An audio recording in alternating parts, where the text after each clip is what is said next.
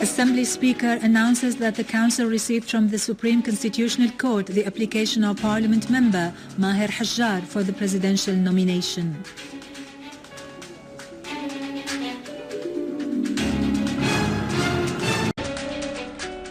Syrian Arab Army takes control of Jeb Al-Jandali in Homs and clears it of terrorists. Moscow seeks an investigation into the involvement of the American Creston Company in the latest events in the Ukraine.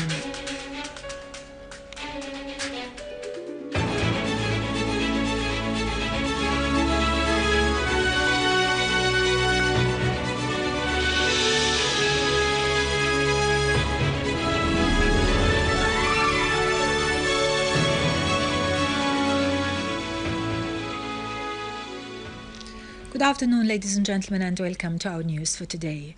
People's Assembly Speaker Muhammad Jihad al-Laham has declared that the Assembly has received from the Higher Constitutional Court Assembly member Maher Abdul-Hafiz Hajjar's nomination application for the post of President of the Syrian Arab Republic. Speaker al-Laham pointed out that the People's Assembly has received a note from Member of Parliament Hajjar announcing his candidacy for President along with the required documents. Hajjar was provided with an official written note to this effect by Chief of the Supreme Constitutional Court Adnan Zuraiq, al-Laham added. Al-Laham said Hajjar has asked that the People's Assembly members be informed of his request to be nominated for the presidential runoff.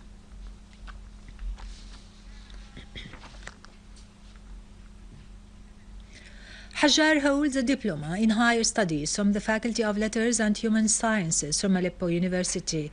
He was born in Al-Bayyada neighborhood in the ancient part of Aleppo in 1968. His family was known for its contributions to ifta and writings in the domain of Islamic sciences and law. At an early age, in 1984, he joined the Syrian Communist Party.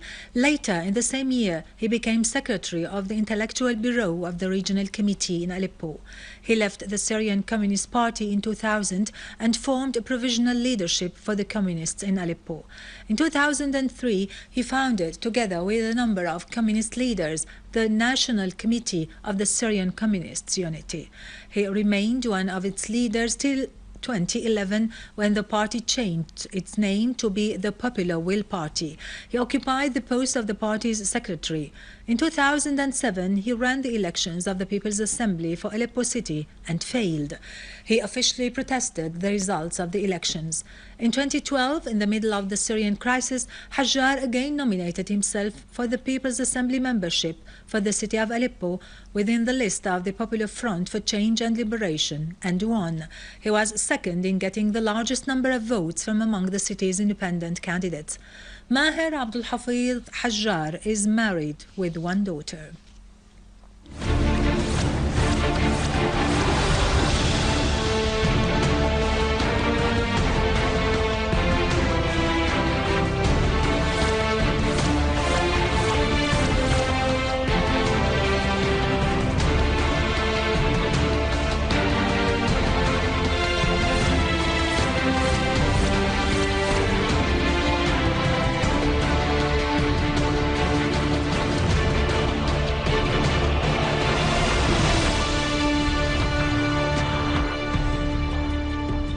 Syrian Arab Army took control of Jeb Al-Jandali neighborhood in the city of Homs, clearing it of terrorists who wreaked havoc upon it.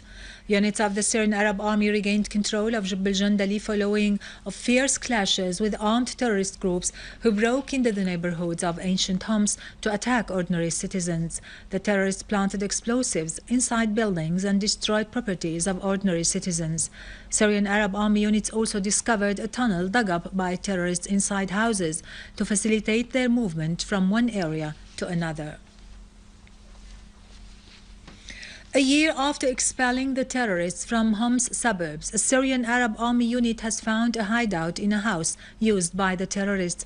The search operations in al-Qusur resulted in finding a warehouse which contained RPG shells, sniping rifles and large quantities of ammunition. Syrian Arab army units foiled an infiltration attempt by the terrorists who tried to sneak into al-Khidr Mosque and Salah Eddin neighborhood in Aleppo, killing many terrorists. Other Syrian Arab army units targeted terrorists in the vicinity of the Air Force Academy, Queres, Arbid, Al-Judayda, Rasm al-Abbud, Al-Layramun and the industrial city, killing many of them and destroying their weapons.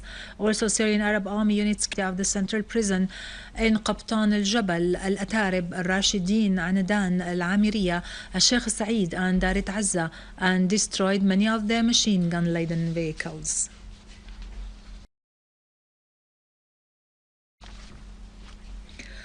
A Russian airplane carrying humanitarian assistance to the Syrian people arrived in Al-Basel airport in Lattakia, carrying 34 tons of different food supplies, medical equipment, clothes, tents and other materials presented as a gift by the Russian people and government as well as the Armenian community in Russia to the Syrian people.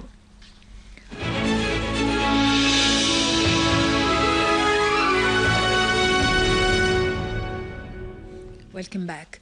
In Egypt, terrorists assassinated Major Colonel Ahmed Zaki of Central Security Department using an explosive device planted underneath his car in front of his house in the capital, Cairo.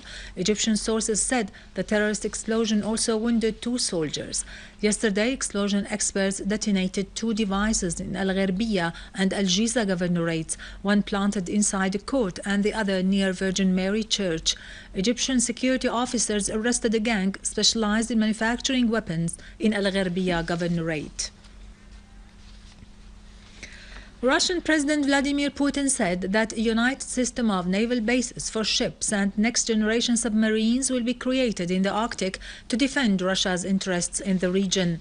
At a Russian Security Council meeting, Putin renewed Russia's emphasis on developing the Arctic, urging the government to provide full state funding for the socio-economic development of the Russian Arctic in order to protect Russia's security and economic interests, particularly from the terrorists and the foreign threats.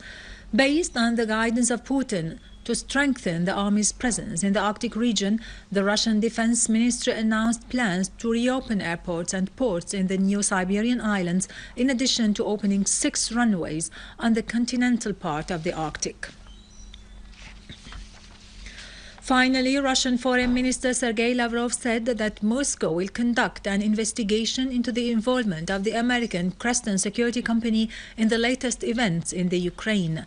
Lavrov called for cancelling orders issued by the Ukrainian authorities to use force against eastern Ukraine, in addition to disarming militant groups and releasing citizens arrested by Ukrainian police. For his part, U.S. Secretary of State John Kerry announced that Ukrainian authorities had issued the necessary measures to implement these steps without offering any proof in this regard. Meanwhile, head of the Council for International Affairs, Igor Ivanov, said that the United States is using the Ukraine as a toy to fulfill its own strategic objectives. With this, we end our news for today. Thank you for watching. For more details about Syria and the region and to view this bulletin again, you can always visit our website in English, syriaonline.sy. Now to latest business and market news with Vani Gunjan, but after a short break.